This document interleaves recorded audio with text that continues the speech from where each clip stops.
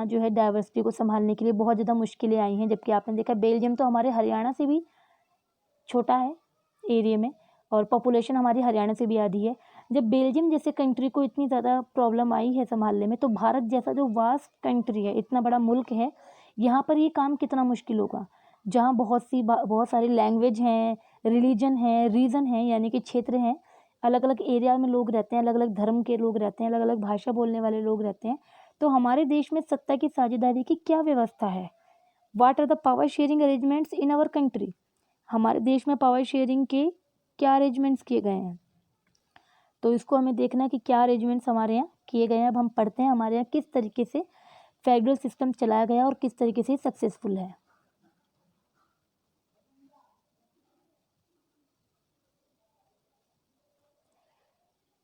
Is not that strange? Did our constitution makers not how about federalism, or did they wish to avoid talking about it? ये कोई बहुत अजीब बात नहीं है कि क्या हमारे कॉन्स्टिट्यूशन मेकर्स थे, यानी कि संविधान बनाने वाले थे, उनको मालूम नहीं था कि संघीय व्यवस्था क्या होती है? क्या वे इसके बारे में कहने से बचना चाहते थे? आइए let us begin with the constitution. चलिए कॉन्स्टिट्यूशन से ही शुरुआत करते हैं, संविधान से ही शुरुआत करते हैं। India had emerged as an independent nation after a painful and bloody partition. Soon after independence, several princely states became a part of the country. Constitution declared India as a union state, although it did not use the word federation. The Indian Union is based on the principles of federalism. जैसे कि हम constitution से शुरू कर रहे हैं, आप सभी को पता है कि हमारा जो है बहुत ही एक सैड और एक ब्लडी डिवीज़न के बाद जो है भारत आज़ाद हुआ था। और आज़ादी के कुछ टाइम बाद ही बहुत सारे जो हमारे प्रिंसली स्टेट थे, यानी कि जो स्वतंत्र कुछ रजवाड़े भारत में वो मिल गए थे, और भारतीय संविधान ने भारत को राज्यों का संघ घोषित कर दिया था।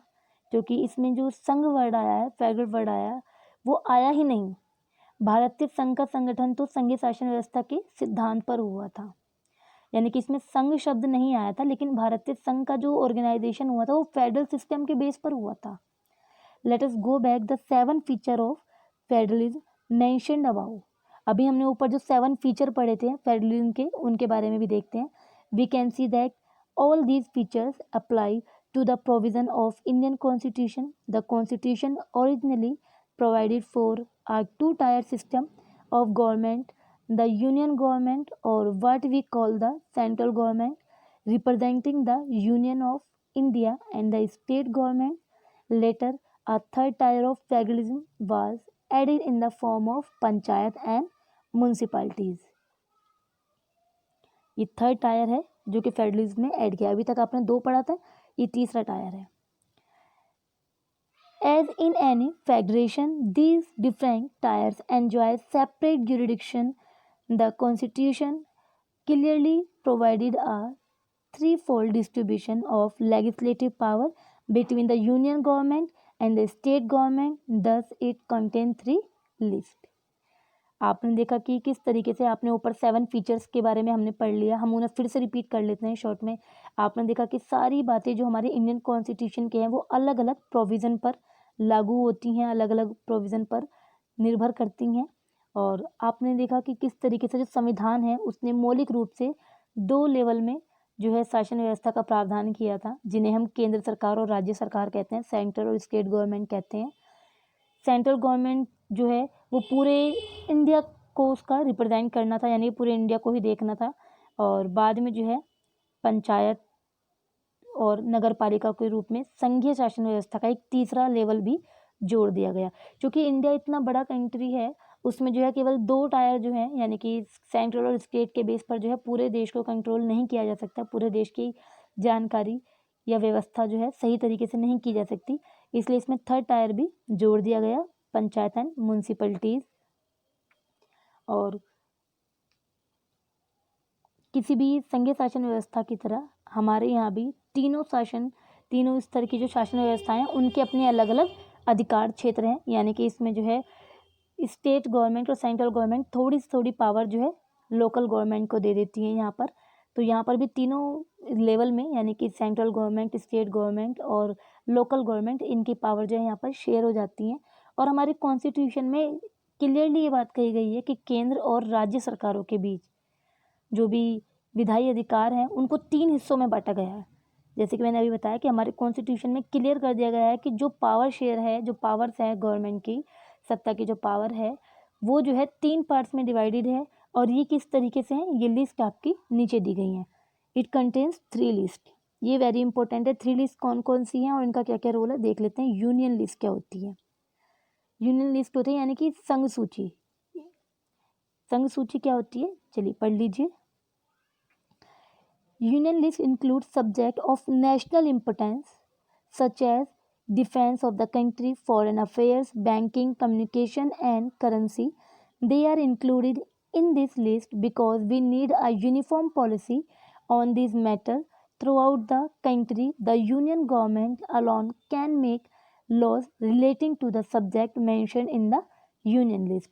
यानी कि अपने नाम से ही चीज़ें शो हो रही हैं, यानी कि इसमें जो है सेंट्रल गवर्नमेंट के वर्क हैं।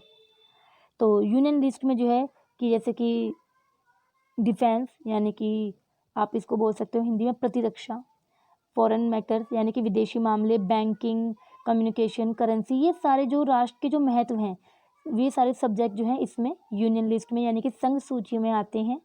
यूनियन लिस्ट को कहते हैं हिंदी में संघ सूची। पूरे देश के लिए इन मामलों में एक तरह की नीतियों की ज़रूरत होती है। इस कारण इन सब्जेक्ट को जो है यूनियन लिस्ट में रखा गया है।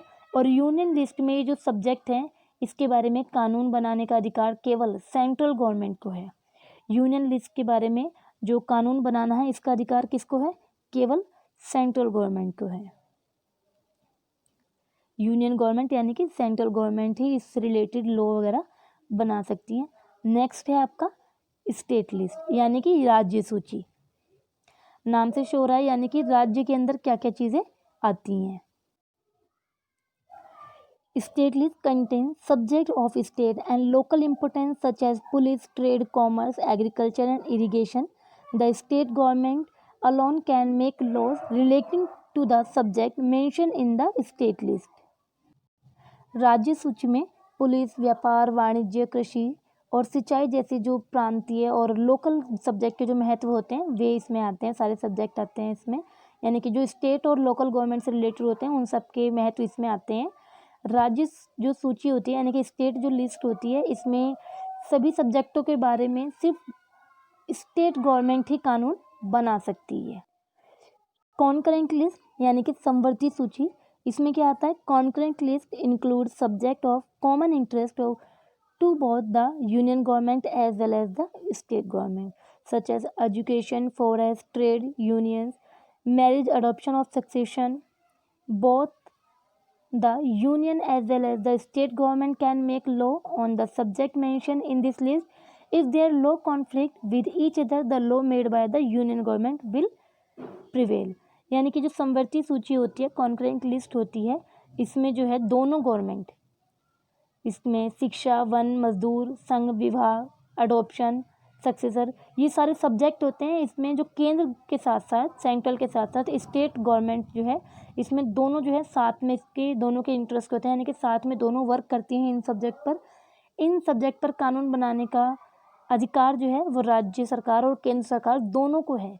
लेकिन जब दोनों के कानूनों में टकराव हो जाए, यानी कि अगर दोनों के बीच में कोई विवाद है, कोई टकराव हो रहा है, राज्य सरकार कुछ और कह रही है, केंद्र सरकार कुछ और कह रही है, तब जो है केंद्र सरकार द्वारा बनाया हुआ कानून ही मान्य होगा। जैसे कि आप जानते हैं हमारे यहाँ जो है सेंट्रल गवर्नमेंट ही ज़्यादा पावरफुल होती है।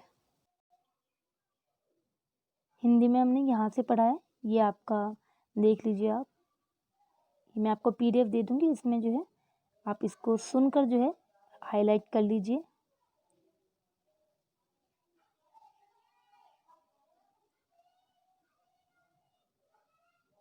ये कन्वर्सेशन है जहाँ आपने पढ़ा था कि उनके बीच में ये कन्वर्सेशन पढ़ा था आपने जहाँ कन्वर्सेशन चल रहा था कि मीता क्या कह रही थी। और हमने भारत में संघीय व्यवस्था यानी कि फेडरल सिस्टम इन इंडिया आपने पढ़ चुके हैं, आपने पढ़ा है। इसमें हमने 3 लिस्ट के बारे में पढ़ा था कि 3 लिस्ट होती हैं इसमें। मैं हाईलाइट कर देती हूँ, जैसे कि इसमें यूनियन लिस्ट यानी कि संघ सूची है, इसमें राज्य सूची यानी कि स्टेट लिस्ट, और समवर्ती सूची यानी कि कॉन्करेंट लिस्ट। एक चीज़ आपको याद रखनी है कि समवर्ती सूची में केंद्र और राज्य दोनों आते हैं, राज्य सरकार और केंद्र सरकार इसमें दोनों हैं। कॉन्करेंस यानी कि समवर्ती सूची में स्टेट में केवल राज्य सरकार है, केवल स्टेट गवर्नमेंट है, और यूनियन में केवल सेंट्रल गवर्नमेंट है।